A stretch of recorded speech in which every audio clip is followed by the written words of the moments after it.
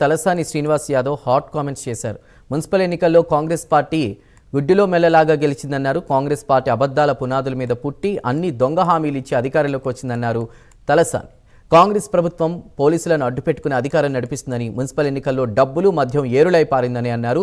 తమ కార్యకర్తలు ధైర్యంగా పోరాటం చేసి గెలుపొందారని తెలిపారు. వచ్చే అసెంబ్లీ ఎన్నికల్లో ప్రజలు కాంగ్రెస్కి సరైన గుణపాఠం చెప్తారని అన్నారు. మొన్న ఎన్నికలలో మీ టీవీలో మీ పేపర్లోనే చూశారు. ఏంది ఆ లోకల్ బాడీ ఎలక్షన్లలో ఒక వార్డు మెంబరు, ఒక కౌన్సిలరు, ఒక కార్పొరేటర్కు లక్షల రూపాయలు ఖర్చు పెట్టడం ఏంది? మద్యము ఎక్కడ పడితే అక్కడ ఏరులై పారడం ఏంది? నిన్నటి రిజల్ట్స్ చూస్తే 7 కార్పొరేషన్లు ఎక్కడ కూడా మనకు మెజార్టీ వచ్చినటువంటి దాఖలాలు లేవు.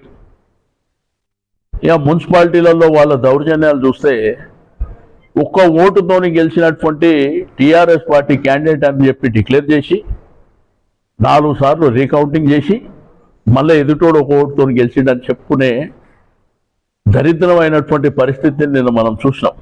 ఇవన్నీ ఎవరు అప్రిషియేట్ చేయరు. అల్టిమేట్గా తెలంగాణ ప్రజలు అవేరే ఉన్నారు. ఒకటేసారి ఏంటంటే పాపం పండుకుంటూ అసెంబ్లీ ఎలక్షన్ వరకు వాళ్ళు వెయిట్ చేస్తారు.